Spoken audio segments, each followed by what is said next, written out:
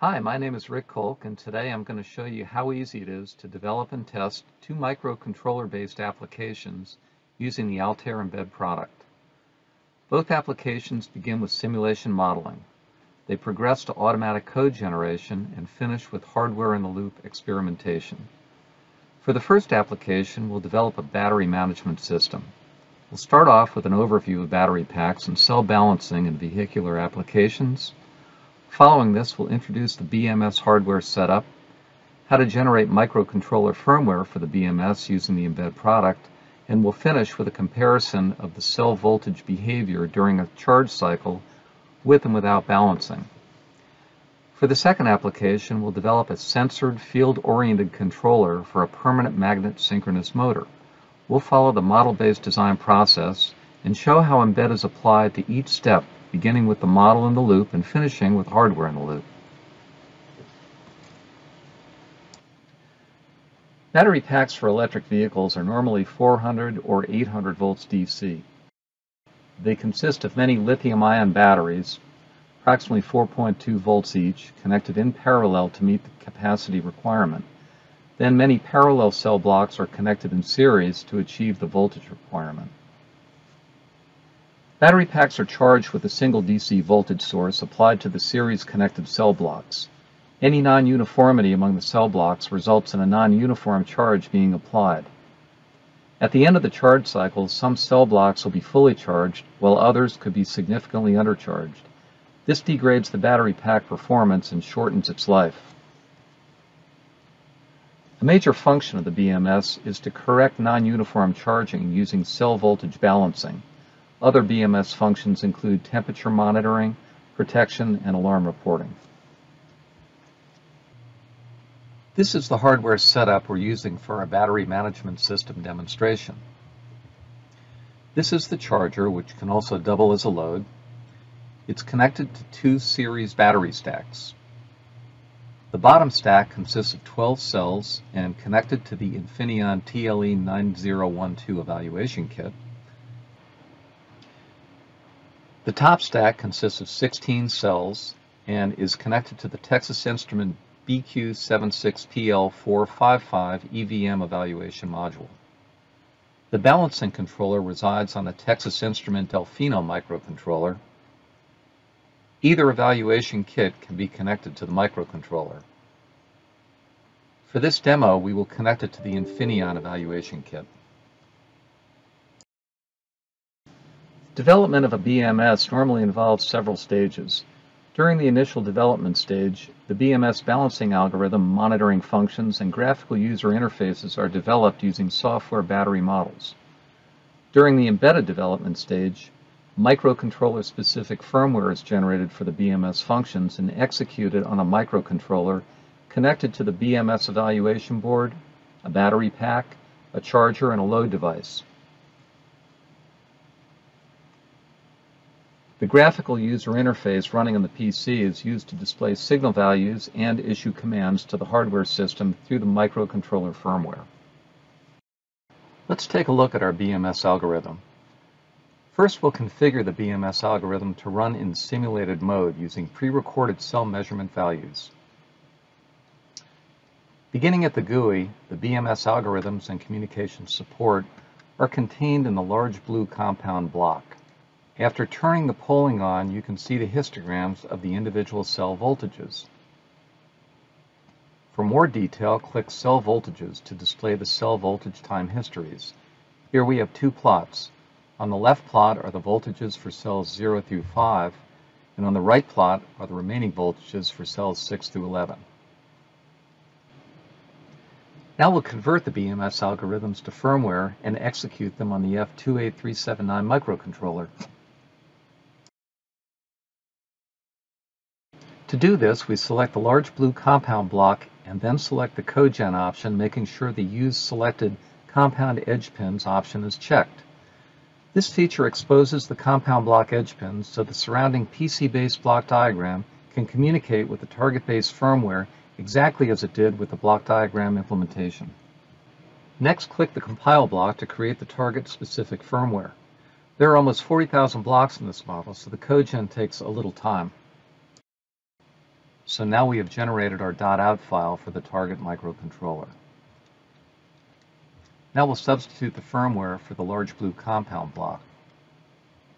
First, we'll delete the compound block and place a target interface block into the model from the embedded Delfino menu. The target interface block is populated with pins identical to the original blue compound block, including pin labels. Just align it with the input and output signals and then select Auto Connect to complete the wiring. The target interface block behaves like any other block in a block diagram, except the logic it contains is executed on the target microcontroller. Right mouse on the target interface reveals its properties. The target execution file is the .out file firmware created previously. The sample rate specifies the execution rate of the target firmware, and the shows CPU utilization adds an extra output pin to the target interface block with the % CPU utilization value. We'll attach the shows CPU utilization pin to a display block to view the CPU usage as the firmware executes on the microcontroller. The display is set to display two figures to the right of the decimal point. Before attempting to run, let's set the firmware to execute on the target at a 1 kHz sample rate. The GUI does not need to update at this frequency, and to conserve the JTAG communication bandwidth, we'll set the GUI to execute at 100 Hz. Clicking Go downloads the firmware to the target microcontroller and automatically begins execution.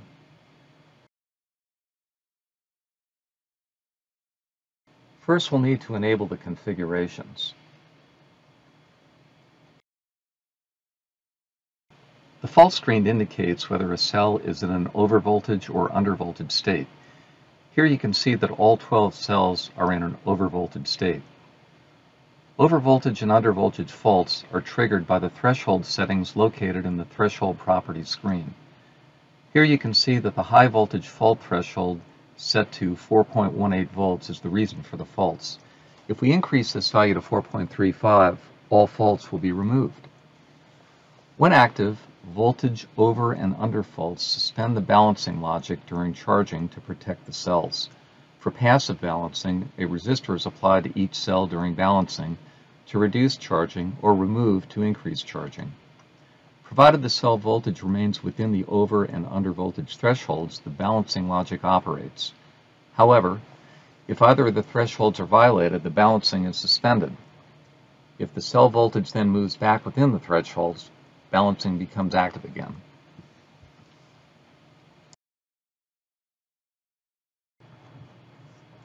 Now let's take a look at how the BMS firmware behaves while under charge. Beginning at a no-load condition, the charger is switched on. As expected, you can see that the cell voltages are increasing. However, it looks like cell 0 is taking a little more charge than the others. We can control the charge to cell 0 by turning on the balancing algorithm for that cell only.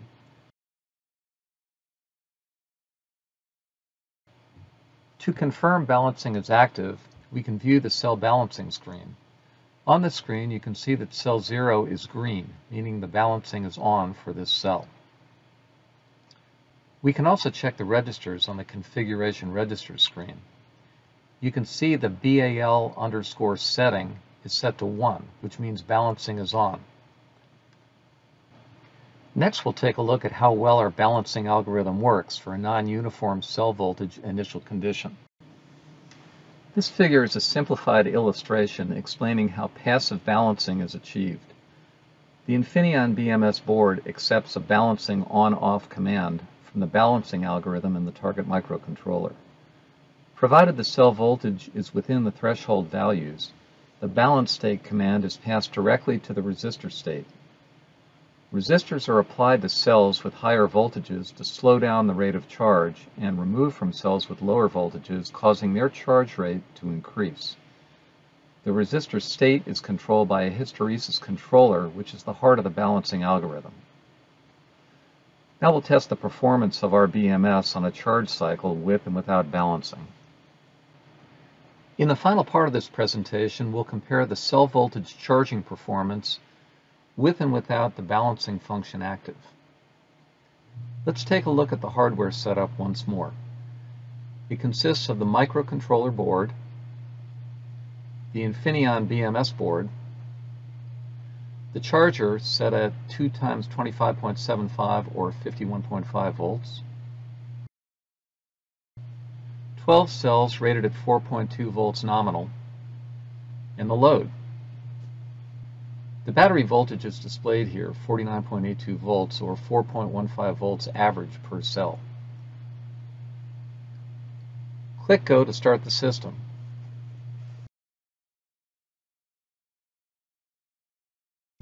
First, we configure the BMS board with the threshold values and other settings. Then we enable the polling. Prior to turning the charger on, the initial cell voltages are non-uniformly charged, with the even number batteries charged to approximately 100% and the odd number batteries charged significantly less.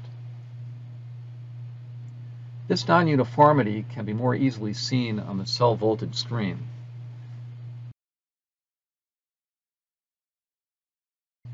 So we have a decent unbalanced configuration to start with. We'll begin with the balancing control turned off. The voltage thresholds in the BMS are set to 4.4 volts for overvoltage and 3.4 volts for undervoltage.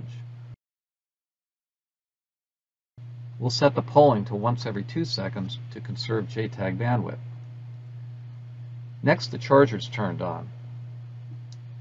Taking a look at the cell voltages screen, you can see the initial cell voltage imbalance. You also see the cell voltages increase when the charger is turned on.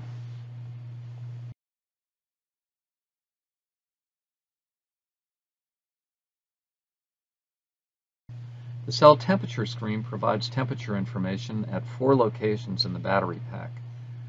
They all appear to be normal at this time. This is the battery pack voltage measured by the BMS board, and this is the same voltage measured by the microcontroller. After 600 seconds of runtime, the cell voltages are diverging.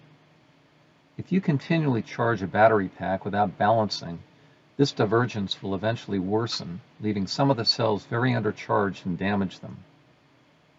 Also, the cells with the higher voltages will have received more charge, which would increase temperature and possibly lead to a fire during the charge cycle. After 27 minutes of runtime, we're beginning to see some of the overvoltage faults on some of the even cells. Those are the ones which had the higher initial voltages. As these battery cells become charged, the charger current decreases, and that's the problem. The odd number cells, those with the lower initial voltages, are only being charged to around 4.08 volts. They will never get charged to full capacity because the other cells are taking most of the charge. Now we'll do a recharge with balancing enabled using the same unbalanced cells. Even number cells are initially overcharged and odd numbered cells are undercharged. For balancing to remain active, there must be no over or under voltage faults. Viewing the fault screen, we see there are 3 cells that have violated the overvoltage threshold, cells 0, 2, and 8. Let's increase the overvoltage threshold value from 4.4 to 4.6 volts.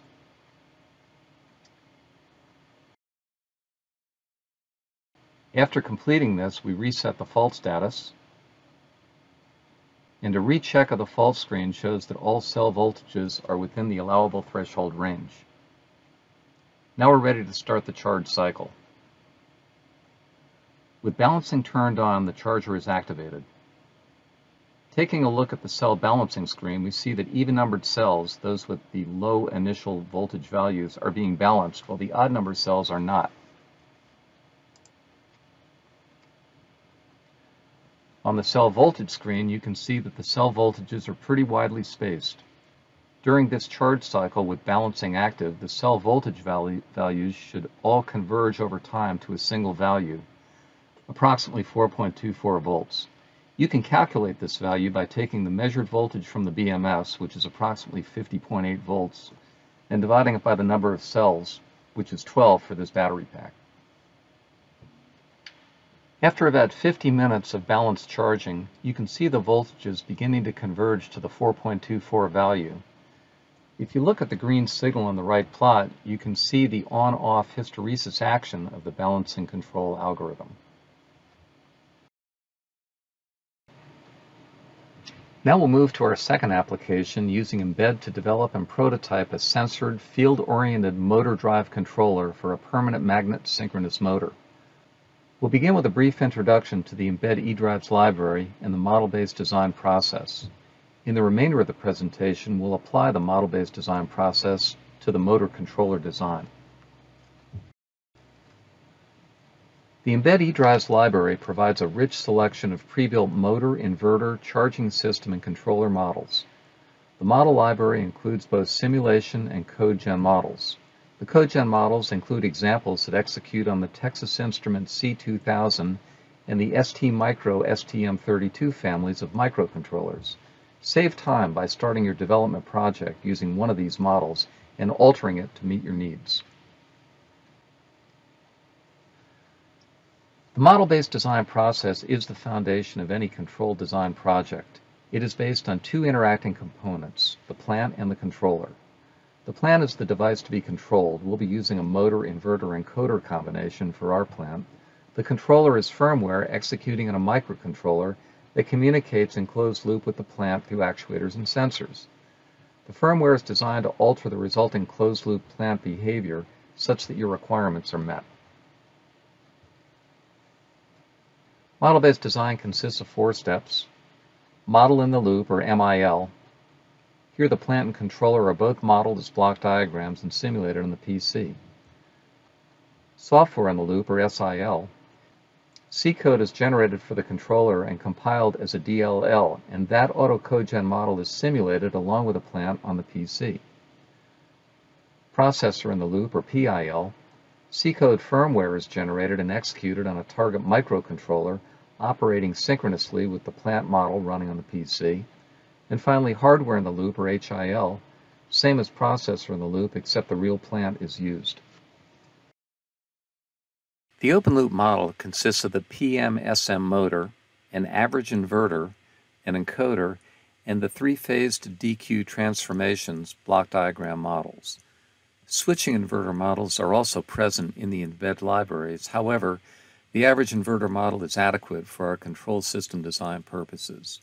A small current is applied to the Q-axis input, producing a fixed shaft speed slightly less than 1000 RPM.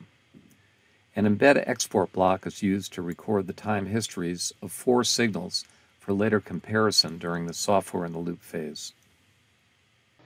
Using the open loop response from the previous step at the 1000 RPM operating condition, the frequency response for the quadrature current path is calculated using the EMBED FRA block and displayed in purple.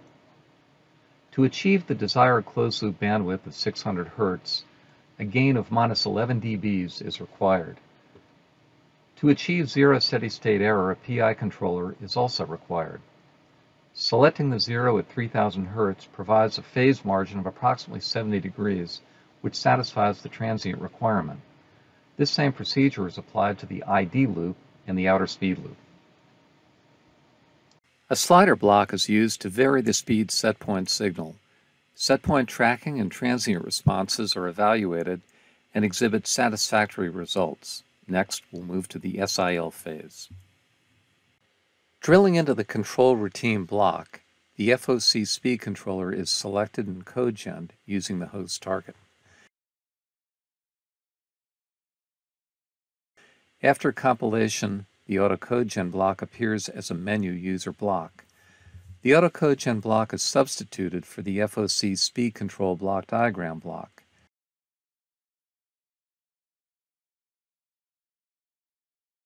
After simulation, the results appear good, but as a final check, they are compared with the previously recorded MIL results.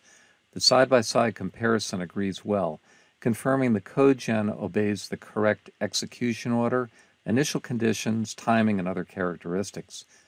We are now ready to move to the PIL phase. Drilling into the control routine block, the FOC speed controller is selected and code-gen for the STM32F303RE target. After compilation, the .ELF firmware is accessed using a target interface block, which communicates with the firmware while executing on the target. We will refer to the target interface block as the auto code-gen model. Controller plant timing is synchronized by selecting the sync target to this block option. The auto code-gen model is substituted for the FOC speed control block. At simulation start, the firmware is downloaded to the target and begins running immediately. In addition to passing sensor and actuator signals between the controller and plant, the EMBED hotlink communicates set point, gain, and other information to the target, as well as providing the data collection function.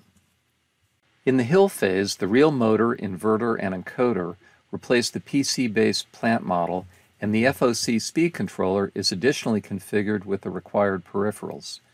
The control routine is partitioned into a hard real-time main motor control block and background tasks in the 100 Hz block. The motor control executes at 10 kHz. The incremental encoder, accessed through the STM32 quadrature encoder block, begins counting after the index pulse appears. The three PWM blocks are configured to run in the up-down count mode, outputting a pulse at the peak to trigger the ADCs measuring the three-phase currents. This allows current transients to settle after a PWM edge event occurs. Monitor buffers record signals at the frame rate of the controller, in this case 10 kHz. The buffers are triggered by zero crossing events and set to record 900 points of current and voltage. The target firmware is created following the PIL steps. At simulation start, the firmware is downloaded to the target and begins running immediately. The system is set to reverse the motor speed command every 5 seconds.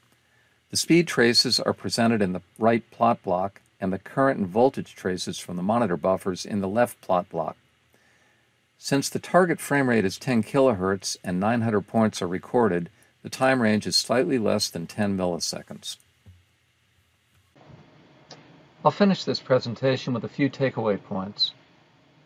The Altair EMBED product is a powerful and easy-to-use environment for simulation, automatic code generation, and hardware-in-the-loop prototyping. Although we've focused on the Texas Instruments Delfino microcontroller in this presentation, EMBED can generate and execute firmware for over 1,200 microcontrollers, including the Texas Instruments C2000 family, the STMicro STM32 family, ARM64, Raspberry Pi, Arduino. Support for Infineon families is under development. The Digital Power Designer add-on module extends EMBED's capabilities, providing high-level blocks for simulation, code generation, and hardware-in-the-loop support of power supplies and digital power components and controls. The EDRIVES add-on provides an extensive collection of examples covering most electrical drive topologies available today. These examples include code generation and hardware-in-the-loop support for Texas Instruments, STMicro, and other manufacturers. Thank you for your attendance. We'll now move to the Q&A segment.